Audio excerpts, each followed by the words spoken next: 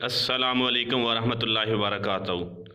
हम आपके नाजरीन, अगर आप रेगुलर सुनने वाले हैं तो आपको मुबारक हो कि आप अच्छी स्टोरी देख रहे हैं, और अगर आप पहली दफ़ा हम आप देख रहे हैं तो प्लीज़ चैनल को सब्सक्राइब कर लें ताकि हमारी दोस्ती कायम रहे। आज कहानी है एक आयरन लेडी की जिसने पैदा होते ही मुश्किलात को देखा था। उसका नाम है फौजिया कूफ़ी। इसका ताल्लुक़ है अफ़गानिस्तान से। इसकी पैदाइश हुई 1975 में। जब वो पैदा हुई तो वो पहली बेटी थी, इसलिए बाप ने नफ़रत का इजहार किया। बाप 25 साल तक अफ़गानिस्तान हुकूमत का हिस्सा रहा और उसका नाम अब्दुर्रहमान था। हामद नामी शख्स से शादी हुई, लेकिन उसे जल्द ही तालिबान ने गिरफ़्तार कर लिया। वहाँ उसे तब्दील हो गया और रिहाई के कुछ देर बाद उसकी वफ़ात हो गई। खुद 2010 में जब वो नेशनल असम्बली का हिस्सा थी तो वो ख़वातीन के आलमी दिन के मौका पर ख़वातीन से ख़िताब करने के बाद वापस आ रही थी कि तालिबान ने हमला किया और उसके बहुत ज़्यादा साथी मारे गए, और इन्हें अफ़गान सिक्योरिटी एहलकार लेकर एक सुरंग में दाखिल हो गए और जहां इन्हें हुकूमती हेलीकॉप्टर की मदद से रेस्क्यू किया गया। इसके बावजूद जब 2 दफ़ा अफ़गानिस्तान के तालिबान के दरमियान और अमेरिका के दरमियान मुज़ाकरात हुए, दोनों दफ़ा ये वफ़द का हिस्सा थी।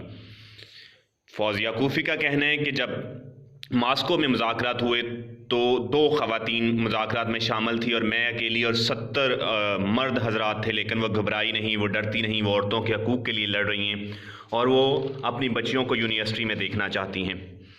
फौजिया छोटी उम्र में ही थी, 19 साल की थी कि वो डॉक्टर बनना चाहती थी। वो डॉक्टरेट की तालीम हासिल कर रही थी कि 1996 में अफ़गानिस्तान पर तालिबान ने कब्ज़ा कर लिया। वो 5वें फ्लोर पर थी तो वो अस्करियत पसंदों को, दूसरों को मारते हुए देख रही थी। तो वो बहुत रोई कि उसके ख्वाब चकनाचूर हो चुके हैं। फौजिया वहाँ अकेली औरत नहीं है।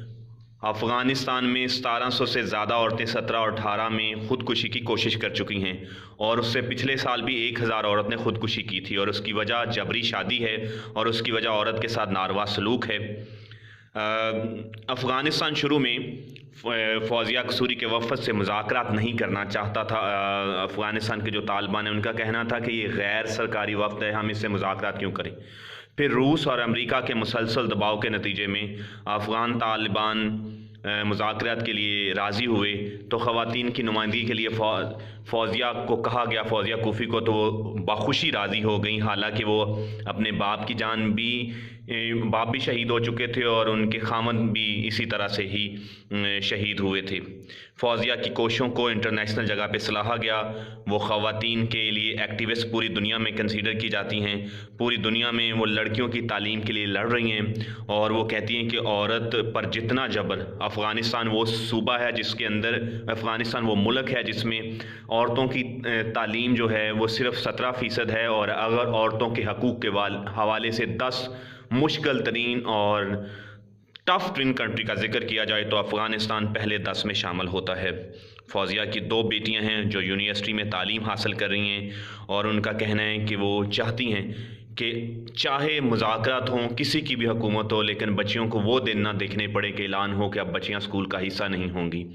जब अफ़गान तालिबान ने ये ऐलान किया कि वो बच्चियों को स्कूल में तालीम हासिल नहीं करने देंगे, तो फौजिया बाकायदा उन बच्चियों को जो इंग्लिश सीखना चाहती थी और बुनियादी तालीम हासिल करना चाहती थी उन्हें तालीम देती रही हैं।